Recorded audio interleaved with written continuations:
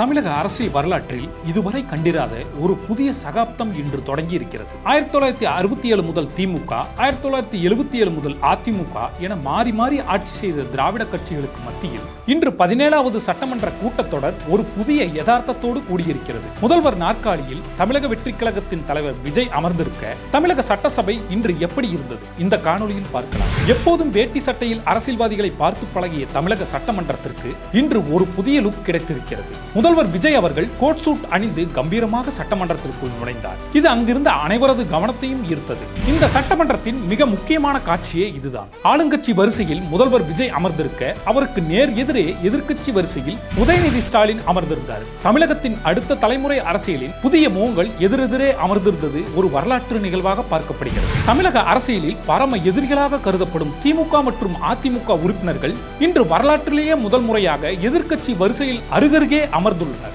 அதிலும் குறிப்பாக அதிமுக தொடர்ந்து இரண்டாவது முறையாக எதிர்க்கட்சி வரிசையில் அமர்வதும் இதுவே முதல் முறை. துணிவு, கொடைத்தன்மை, அறிவு, முயற்சி என ஒரு தலைவனுக்குரிய 4 இயல்புகளையும் கொண்டவர் என விஜயை புகழ்ந்துள்ளார் தற்காலிக சபாநாயகர் சோழவந்தான் எம்எல்ஏ கருப்பையா. அவர் பேசுகையில் நாடு முழுவதும் இளைஞர்கள் உச்சரிக்கும் 3 எழுத்து மந்திரம் விஜய் என நெகிழ்ச்சியுடன் குறிப்பிட்டார். சேலம் தெற்கு தொகுதி எம்எல்ஏவாக பொறுப்பேற்றுக் கொண்ட தமிழன் பார்த்திபன் முதல்வர் விஜயை பார்த்து கம்பீரமாக சல்யூட் அடித்து தனது மரியாதையை செலுத்தினார். அதே போல விருகம்பாக்கம் எம்எல்ஏ சபரிநாதன் முதல்வர் விஜயை பார்த்து என்ன தலைவரே கையெழுத்து போடவா என சைகையில் கேட்டுவிட்டு பதவியேற்றது கலகலப்பை ஏற்படுத்தியது. அமைச்சர் கீர்த்தனா அவர்கள் எம்எல்ஏவாக பதவியேற்க அழைக்கப்பட்டார். ஆனால் துரதிர்ஷ்டவசமாக அவர் தனது வெற்றி சான்றிதழை எடுத்து வராததால் பதவியேற்க முடியாமல் மேடையிலிருந்து கீழே இறங்கி சென்றார். பின்பு மீண்டும் பதவியேற்றுக் கொண்டார். திருப்பத்தூர் தொகுதியில் வெறும் 1 ஓட்டு வித்தியாசத்தில் திரில் வெற்றி பெற்ற தாவேகா வேட்பாளர் ஸ்ரீனிவாச சேதுபதி இன்று எம்எல்ஏவாக பதவியேற்றுக் கொண்டார். முன்னாள் முதல்வர் ஓ பன்னீர்செல்வத்திற்கு முதல்வர் விஜய் அவர்கள் மிகவும் புன்னகையோடு பதில் வணக்கம் தெரிவித்தார். அதே சமயம் முன்னாள் எதிர்க்கட்சி தலைவர் எடப்பாடி பழனிசாமிக்கு விஜய் வணக்கம் சொல்லவில்லை என்ற ஒரு விமர்சனமும் இணையத்தில் வைரலாகி வருகிறது. விருத்தாச்சலம் தொகுதியில் வென்ற தேமுதிக பொதுச் செயலாளர் பிரேமலதா விஜயகாந்த்